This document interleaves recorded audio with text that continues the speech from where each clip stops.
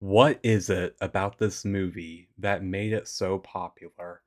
It's so hard to believe that it's been over 2 decades since Lilo and Stitch released, and since then, we've gotten 3 sequel films, theme park rides, 2 TV shows, and no limit of merchandise. Can't say I blame it because Stitch is cute, and pretty soon I'm gonna need a new plushie.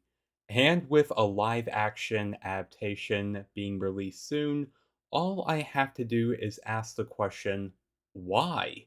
What is it about this movie specifically that sparked such a following? Well, let's talk about it here. Hello, Jeremy Senpai here, and in celebration of the live action remake, let's talk about Lilo and Stitch. First, let's talk with the timeline. Lilo and Stitch premiered in the 2000s, during the post-Renaissance era of Disney, where they did more experimental films instead of just films with a source material to draw from. Co-director Chris Sanders even stated that this was meant to be the Dumbo for a new generation, which adds to its significance because Dumbo is the only other Disney film to use watercolors in their backgrounds, adding on to the tropical island feel to the animation. Okay, now for the main focus. The main focus will, of course, be the main 3 leads, with a few little tidbits here and there. So let's start with Lilo. As you know already, she's the 6-year-old girl who, due to her quirkiness, is considered to be an outcast, but at the same time is vying for belonging. However, like all kids, there is a method to her madness. For example, the reason why Lilo feeds Pudge the fish a peanut butter sandwich is because she believes the fish controls the weather. On the surface, this is seen as the crazy rambling of a girl who people already give a wide berth to. That is, until we get the picture scene where it's revealed that Lilo and Nani's parents died in an accident when it was raining. So, by Lilo's logic, if she feeds Pudge the fish and never deviates from this ritual, then she can prevent another tragedy like this from happening. Another is the reason why Lilo takes pictures of the tourists. Lilo is a native Hawaiian girl, where we always see tourists around who seem to dehumanize her. In a small revenge by how she is treated, this is actually better explained in a deleted scene I wish stayed in the movie, where Lilo has to deal with tourists making racist remarks at her until Lilo scares them off the beach using the test of a warning system, saying that it's meant for shark attacks instead. This is even present in a minor detail, the painting in her room she stops Stitch from destroying. She says the painting is from her blue period, which adds new layers to Lilo's inner turmoil. On Lilo's easel, it's her own rendition of The Old Guitarist by Picasso. The blue period is a reference to Pablo Picasso's own blue period, where his work details his own depression and grief, creating paintings that showed societal outsiders with hues of blues and greens, showing that Lilo is also passionate about what interests her. One thing I noticed about the hula dance scene in the opening is that Lilo is the only one with a big smile on her face, and afterwards, she even says that she practices when she's not at school. This tells me more about Lilo's interest, that she goes the extra mile for what she's interested in. While the other girls, while I'm sure are interested, Lilo is the only one putting in more effort. Nowadays, we love quirky characters, but Lilo's comes across as less endearing, and instead it alienates her. But despite that, she always had someone in her corner to support her. Now for Nani. The, okay, I'm gonna say it, Forget about Anna and Elsa. Lilo and Nani are much better Disney sisters.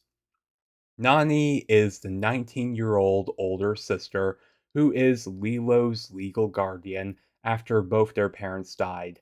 And to add to her devotion, many Disney fans, including myself, believe that Nani once had a promising surfing career, which she gave up to care for Lilo. Proof of this is her bedroom, with a bunch of surfer trophies and medals. The thing about Nani is that she doesn't have to fully understand Lilo's quirks and interests in order to support her. And at the same time, she didn't judge her or pull her away from them. One thing is that she explains things in a way that Lilo can understand. Prime example is when they go to adopt a dog. While Lilo mentioned adopting a lobster, Nani tells Lilo that because they have a dog door, using that logic, they are getting a dog. She didn't say that a lobster wasn't a pet or try to discredit Lilo. Instead, she used a rational explanation. Another example was when Nani lost her waitressing job, which was definitely because of Lilo and Stitch. She didn't get angry or blame her sister. Instead, she came up with a quick excuse that Lilo would believe. Now, I can't talk about Nani without mentioning David, who honestly could put most Disney princes to shame. Because Nani had to take care of Lilo, she kept putting off dating David, but at the same time, she never told him she wasn't interested. It wasn't a no, it was more of a not now. But David still remained loyal, never blamed or got frustrated with Nani. Instead, he just waited until he could do something for her, but also never expected anything in return. Despite all these pitfalls, Nani does everything in her power to give Lilo a fulfilling childhood, while fighting for custody of her. That's a lot for someone to deal with when they're barely into adulthood, as opposed to actual adults who deal with this all the time and more. Last is Stitch, the cute, marketable mascot that helps sell the movie. I mean, come on, it was kind of a guaranteed either way. Referred to by Experiment 626 and created by Dr. Jumba, Stitch's character is an offset of Lilo's own character. She picks him out of all of the other dogs at the shelter because she recognized his strangeness and it connected with her. Stitch was created for the lone purpose of destroying everything he interacted with, but whenever he did so, he would show remorse for his actions, similar to how Lilo did whenever she acted out. Like Lilo did at the start of the movie, Stitch acts on his impulse, and once he acted it out, he felt bad, not knowing what to do next. In doing so, Stitch relates to the children's story about the ugly duckling in hopes of finding his own family. It's only thanks to Lilo's love that Stitch feels welcomed, also thanks to Nani's own patience. In doing so, Stitch comes to realize that what he truly wanted was acceptance, no different than Lilo, the fact that he came to fully understand family. One fact that I find interesting upon rewatching the first movie is that there's not really a bad guy.